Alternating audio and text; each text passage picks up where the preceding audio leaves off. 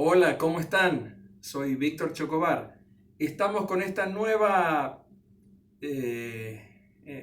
clase de nuestra idea Aprender Derechos Reales, que es una forma, entiendo, de que ustedes entiendan, comprendan esta materia sobre la base de la clarificación de conceptos y de explicación de cómo el articulado proviene de una cierta teoría general de los derechos reales. Es decir, no es que esto es gratuito, que viene solamente de la pluma del codificador. En la clase anterior habíamos conversado sobre el concepto de posesión y tenencia, porque dijimos que a diferencia de los derechos personales, la posesión es un elemento indispensable en los derechos reales.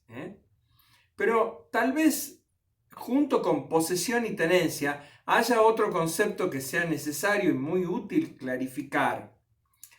Pese a que este concepto, que es el de la cuasi posesión, no estaba legislada, sí prevista, pero no legislada en el Código de Vélez, y que de algún modo aparece en el Código Civil nuevo de 2014, pero que, oh sorpresa, no se legisló.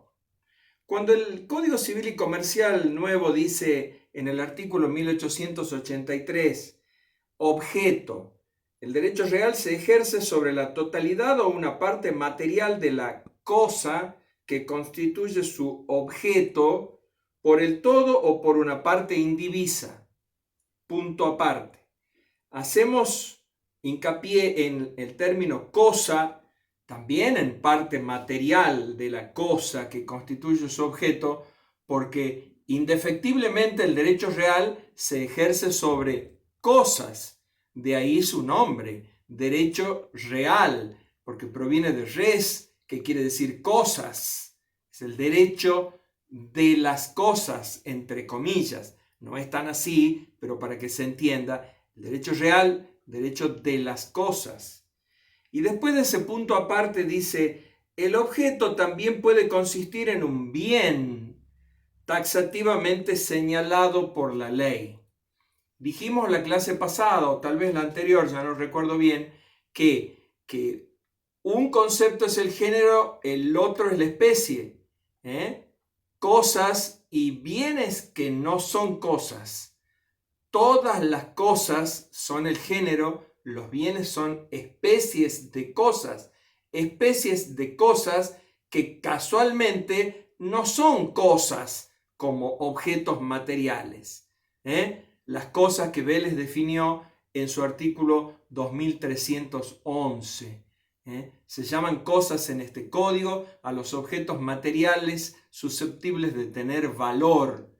Y ahí legisló las cosas hasta el artículo 2350, con una casuística que fue envidia de todos los códigos de Occidente, en España, en Perú, en el Uruguay, donde he tenido ocasión de asistir a cursos o a dar alguna clase, envidiaban nuestro código de Vélez por la casuística tan completa que tenía.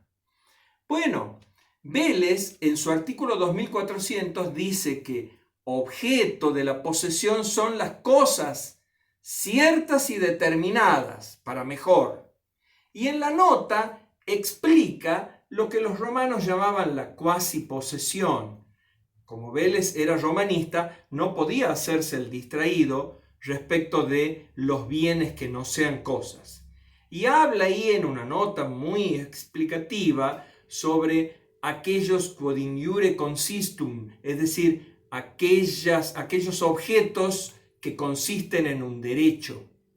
Pero con gran acierto no legisló la cuasi posesión porque él entendía que los bienes que no fueran cosas no podían y no pueden ser objeto de posesión. Por lo tanto, no pueden ser objeto de derecho real al faltar ese elemento material, res.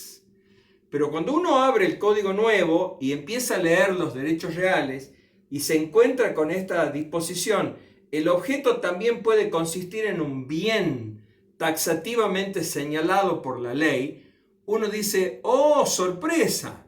aparecerá legislada la cuasiposesión.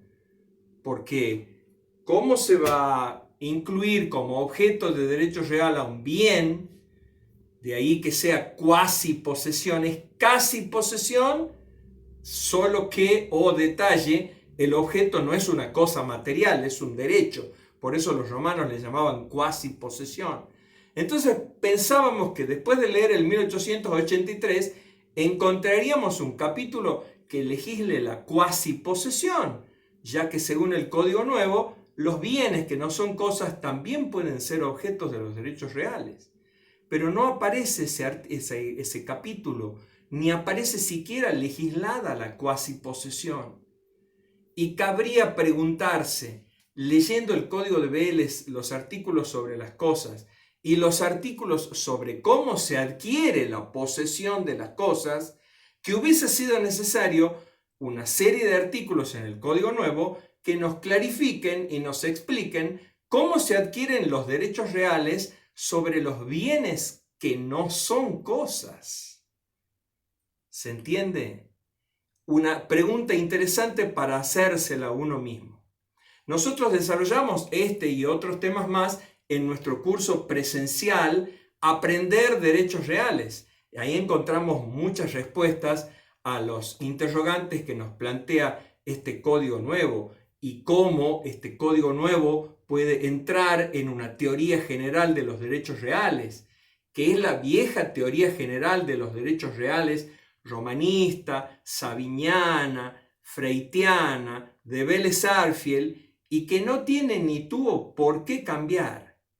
De esa manera podemos comprender bien este tema de los derechos reales.